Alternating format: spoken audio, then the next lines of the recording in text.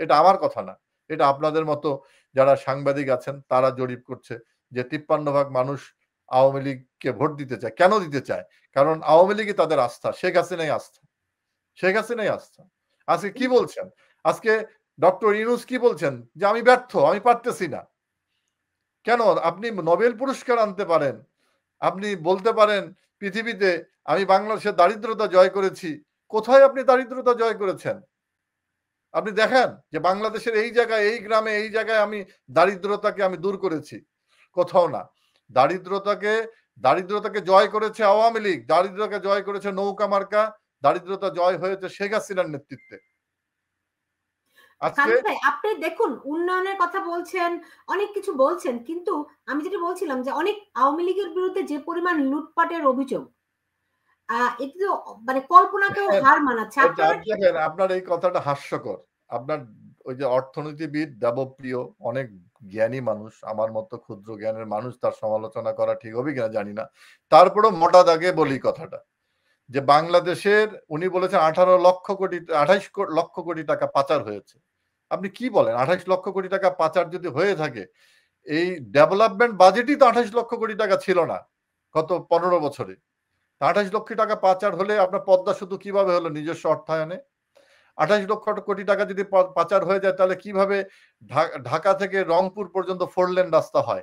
28 লক্ষ টাকা পাচার হলে কিভাবে ঢাকায় ময়মনসিংহ রাস্তা হয়? 28 লক্ষ টাকা পার হলে কিভাবে ঢাকা বরিশাল রাস্তা হয়? 28 লক্ষ কোটি টাকা পার হলে কিভাবে ঢাকা চিটাগং রাস্তা হয়, ঢাকা সিলেট রাস্তা হয়, এলিভেটেড এক্সপ্রেস হয়, মেট্রো রেল হয়?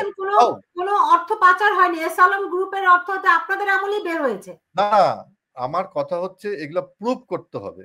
আপনি শ্বেতপত্র দিয়েছেন এই বর্তমান সরকারের একজন সরকারের থেকে গঠিত একটা কমিশন।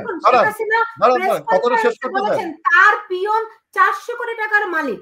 কথাটা শেষ করতে দেন। গ্রুপের তদন্ত আপনারা নিজেরা করেছেন। এরকম লুটপাটের খবর আপনাদের আমলেই শুরু হয়েছিল। আমি আসতেছি, আপনার 400 কোটি টাকাও আসতেছি, এস আলমও আসতেছি। আপনার হচ্ছে এই যে আপনি বলছেন এই যে দেবপ্রিয়কে দিয়ে করলো, এই দেবপ্রিয় শ্বেতপত্র তো বর্তমান এই দখলদার বাহিনীর যে অর্থ উপদেষ্টা আছেন তিনিই তো এটা গ্রহণ করেন নাই। আর বাংলাদেশের মানুষ গ্রহণ করবেন কোথায়? তিনিই তো গ্রহণ করেন নাই। বলছে এটা কি দিয়েছে, এগুলো তো আমরা জানি। আর শুনেন, আমাদের মধ্যে সেই সততা আছে, ন্যায় আছে, ইমান আছে বলে আমরা এই কথাগুলো বলতে পারি। আমরা এস আলমটা ধরতে পারি, আমরা হচ্ছে এই কি বলে হলমার্ককে ধরতে পারি, আমরাই ধরতে পারি, আমরা দুর্নীতিবাজকে ধরতে পারি। আওয়ামী লীগ তার শাসন সরকার পরিচালনাতে ব্যাপক যারা যারা দুর্নীতি করে তাদেরকে আইনের আওতায় এনেছে, তাদেরকে আইনের আওতায় এনে শাস্তির ব্যবস্থা করেছে। আওয়ামী লীগ কিন্তু কখনো ছাড় দেয় নাই। এবং এই যে আপনি বললেন 400 কোটি টাকা, তাকেও আইনের আওতায় আনার জন্য পদক্ষেপ নেওয়া হয়েছে। তো কাজেই আওয়ামী লীগ কিন্তু কোনো কিছু গোপন রাখে নাই। আওয়ামী লীগ গোপন রাখেনি। আমাদের সেই সততা আছে। খালেদ ভাই ধরেন এই পরিস্থিতিতে যে আওয়ামী লীগ গেল, আপনারা কি আপনাদের ভুলগুলো আইডেন্টিফাই করতে পেরেছেন? আমাদের শুনেন, একটা দেশের যখন উন্নয়ন হয়, উন্নয়নশীল দেশের মধ্যে যে ডেভেলপিং কান্ট্রির মধ্যে এই ধরনের করাপশন হতে পারে। যখন একটা দেশ ডেভেলপ হয়ে যাবে তখন আপনার এগুলো আস্তে আস্তে আপনার কমে আসে। আমরা দেখেন, আমরা যে আইনগুলো করেছি, এতগুলো আইন করেছি, এই আইনগুলো করেছি কেন? দেশ ডেভেলপ হয়ে গেলে আমরা এই আইনগুলো দ্বারা এই ধরনের দুর্নীতি বলেন বা অরাজকতা বলেন বা অন্যান্য যে বিষয়গুলো আছে সেগুলো আমরা করব। আমরা তো এনিম্যাল ক্রুয়েলটি অ্যাক্ট আমরা করেছি, আইন করেছি। তো তাদের নিরাপত্তা, যে একটা প্রাণীদের নিরাপত্তার জন্য আমাদের সরকার, শেখ হাসিনার সরকার আইন করেছে। কেউ করেছে?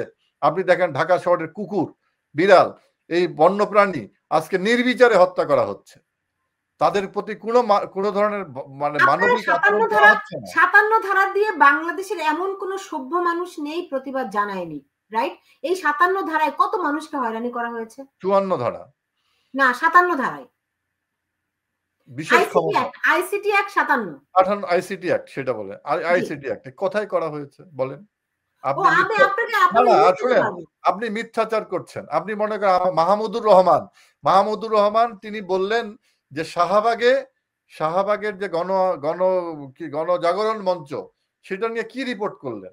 এত এত এত কাল্পনিক মিথ্যাচার যদি হয় তাহলে কি এটার বিরুদ্ধে ব্যবস্থা নেওয়াটা কি অন্যায়?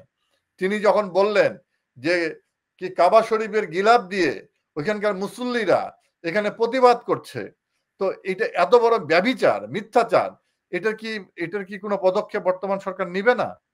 আপনি একটা মিডিয়া হাউস খুলে আপনি মিথ্যাচার করে যাবেন লাগামহীন ভাবে, আর আপনি বলবেন যে আপনি সৎ সাংবাদিক।